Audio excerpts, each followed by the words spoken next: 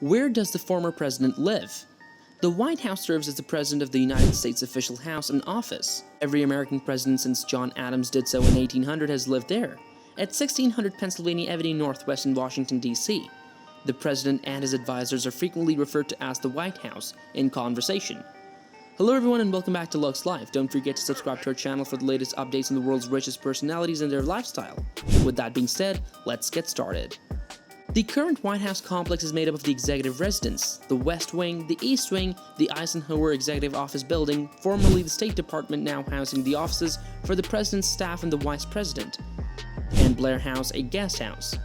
The ground floor, state floor, second floor, third floor, and a two-story basement makes up the 6 stories that make up the Executive Residence. The building is a piece of the President's Park and a National Heritage Site owned by the National Park Service. The American Institute of Architects' 2007 list of America's favorite architecture, it came in second place. But does every former president live there? What about their private and vacation house? Is their house given special security? But presidents of the United States don't just live in official houses, such as the White House, Camp David, Blair House, or the previous president's house in Philadelphia. The private homes of the various American presidents are listed here. Mount Vernon. The first president of the United States, George Washington, and his wife, Martha, once owned Mount Vernon, a famous site in the country. The estate is located in Fairfax County, Virginia, along the Potomac River. It is situated across the river from Prince George's County, Maryland, and is south of Washington, D.C. and Alexandria, Virginia. In 1674, the Washington family purchased land nearby. The family began expanding its estate in 1734, a process that was continued by George Washington, who leased the property in 1754 before buying it outright in 1761. The first house was constructed by George Washington's father, Augustine, somewhere around 1734, and the mansion was constructed out of wood in a rough Palladian design. Twice, in the late 1750s and the 1770s, George Washington added on to the house. For the remainder of his life, it remained Washington's house. The estate gradually deteriorated after his death in 1799 under the control of several succeeding generations of the family because the income wasn't enough to properly maintain it. The National Register of Historic Places lists Mount Vernon, which was named a National Historic Landmark in 1960. Every day of the year, it is accessible and still owned and cared for in trust by the Mount Vernon Ladies Association. The practice of allowing visitors to access the estate dates back to more than 200 years and was established by George Washington himself.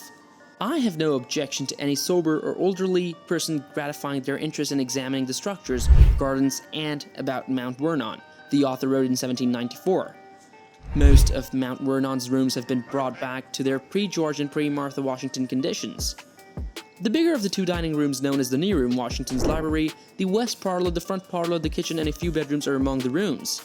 Although the inside architectural features, the door cases, moldings, and plasterwork are not consistently loyal to the one particular period of the 18th century revival of classical architecture, they do adhere to the classical notion of the exterior due to the mansion's fragmented evolution.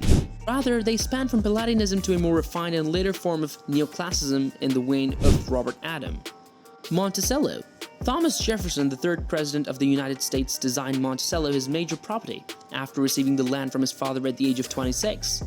Jefferson used the labor of enslaved African people to extensively cultivate tobacco and mixed crops of the plantation, which was originally located just outside Charlottesville, Virginia in the Piedmont region.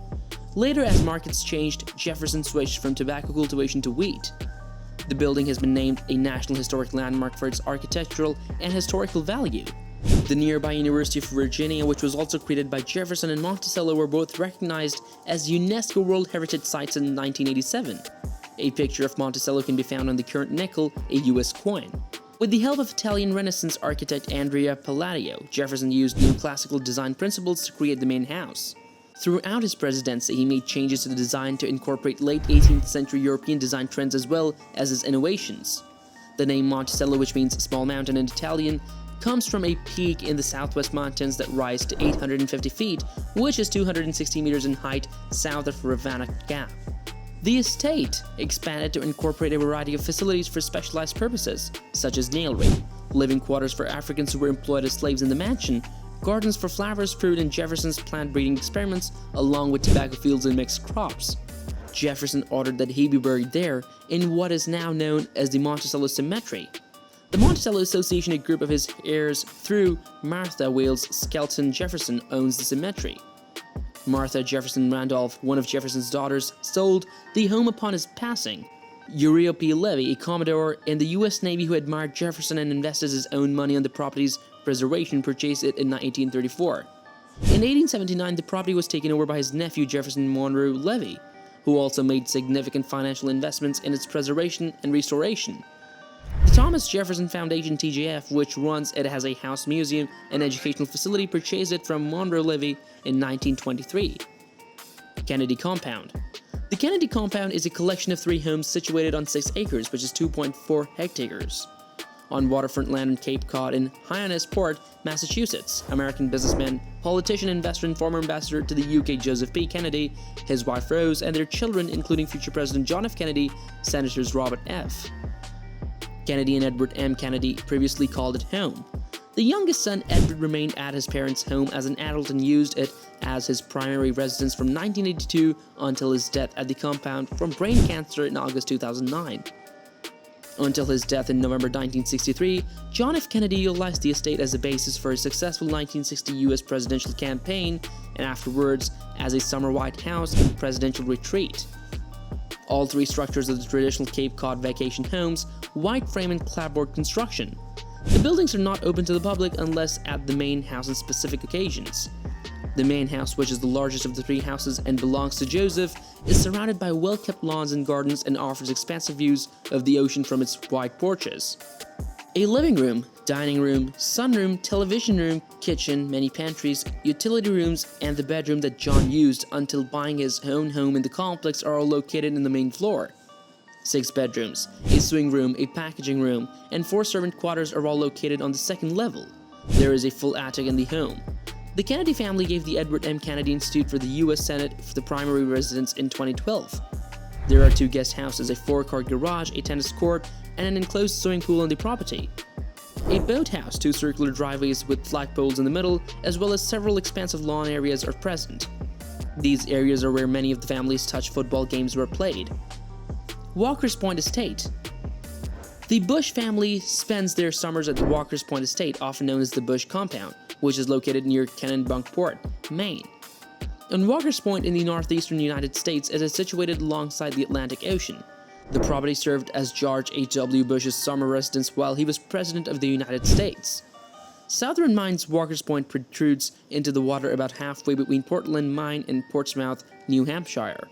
A Bush hideaway for more than a century, beginning with Bush's maternal grandpa and great-grandfather George Herbert Walker and David Davis Walker. The land was formerly known as Point Vesuvius and was home to a Kennebunkport city park called Damon Park. The estate is located on Walker's Point, a land promontory that projects into the Atlantic Ocean. The expansive central house has 9 bedrooms, 4 sitting rooms, an office, a den, a library, a dining room, a kitchen, and numerous patios and decks. It was constructed in the New England shingle style. A 4-car garage, a pool, tennis court, pier, boathouse, and guest house are located next to the main home.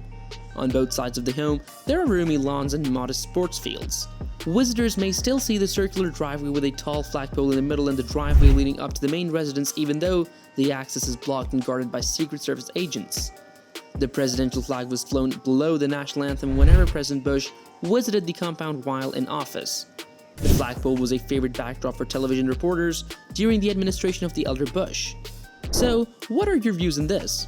Is it justified for the President of the United States to have a home other than the White House? And how do people feel about it? Well, this brings us to the end of the video. If you enjoyed watching it, do like this video.